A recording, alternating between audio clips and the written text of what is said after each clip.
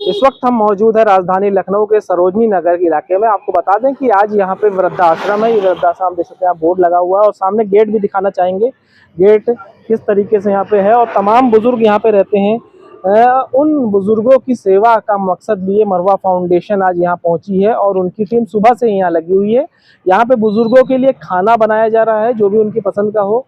पूरा कैटर वगैरह लगा हुआ और उनको वस्त्र वितरण किए जाएंगे। मरवा एजुकेशन फाउंडेशन के डायरेक्टर और तमाम टीम अभी आने वाली है और यहाँ पे क्या कार्यक्रम होता है आइए वो भी हम आपको दिखाएंगे, तो बने। लखनऊ के सरोजनी नगर की एक शांत बस्ती, जहां एक और शहर की भागदौड़ और शोर है, वहीं दूसरी ओर एक ऐसा स्थान जहां जीवन की गहराई और अकेलेपन की सच्चाई झलकती है।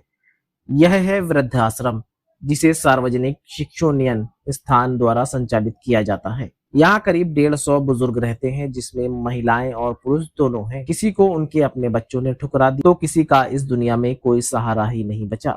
लेकिन इन सबके बीच एक उम्मीद बाकी थी, उम्मीद की कोई आएगा और उनका हालचाल पूछेगा। मरवा एजुकेशन फाउंडेशन की टीम सुबह से ही इस आश्रम में पहुंची। हमारा संकल्प साफ था, आज का पूरा दिन हमारे बुजुर्गों के नाम होगा। सुबह से ही तैयारियां शुरू हो गई थी। बुजुर्गों के लिए उनकी पसंद का भोजन यहीं पर कैटर्स के माध्यम से बनवाया जा रहा था। मरवा एजुकेशन फाउंडेशन की टीम खुद बैठकर देख रही थी कि हर व्यंजन वैसे ही बने जैसे हमारे बुजुर्गों को पसंद है। खाने के साथ साथ वस्त्रों का भी इंतजाम किया गया। पुरुषों के लिए कुर्ता पजामा और लोअर टी शर्ट, महिलाओं के लिए सूट, साड़ियां और तमाम वस्त्र। कार्यक्रम की शुरुआत आश्रम के संस्थापकों से भेंट करके हुई। हमने उनसे इस आश्रम के सफर और यहाँ रहने वाले बुजुर्गों के बारे में विस्तार से जाना।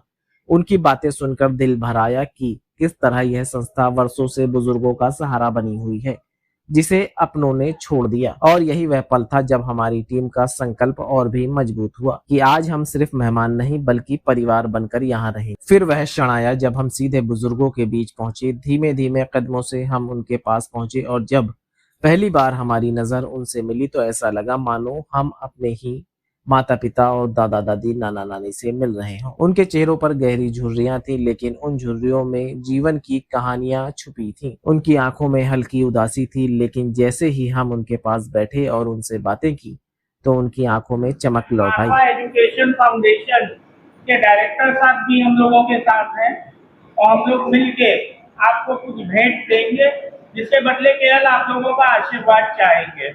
तो आशीर्वाद मिलेगा ना हम लोगों को? बहुत बहुत धन्यवाद।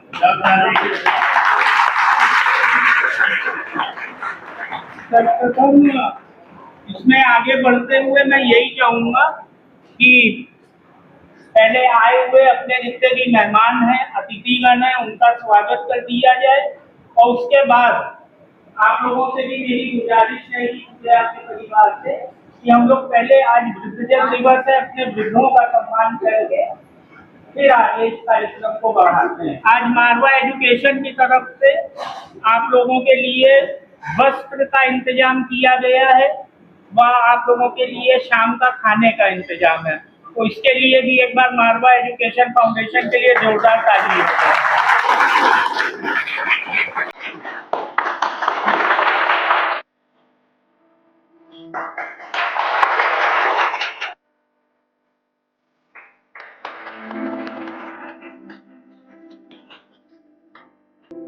मरवा एजुकेशन फाउंडेशन की टीम ने हर बुजुर्ग को प्यार से गले लगाया और फिर उन्हें फूलों की माला पहनाकर सम्मानित किया। जैसे ही उनकी गर्दन पर माला पड़ी, कई बुजुर्गों की आंखें भर आईं। उन आंसुओं में वर्षों का दर्द भी था और अचानक मिली खुशी भी। उस क्षण पूरा आश्रम भावनाओं से भर गया। किसी बुजुर्ग ने हमारे हाथ पकड़कर, बेटा बहुत दिनों बाद आज लगा है कि हम अपने बच्चों के बीच बैठे हैं। यह सुनकर हमारी आंखों में भी आंसू आ गए।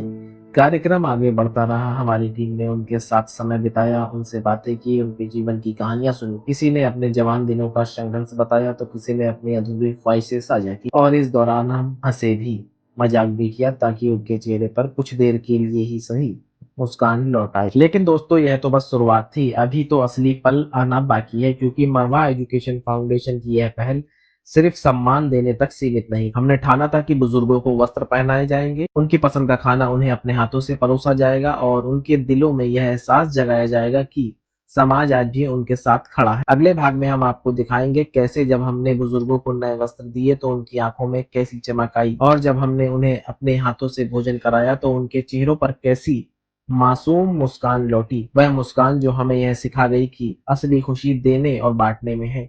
तो हमारे साथ जुड़े रहिए क्योंकि यह सफर अभी बाकी है।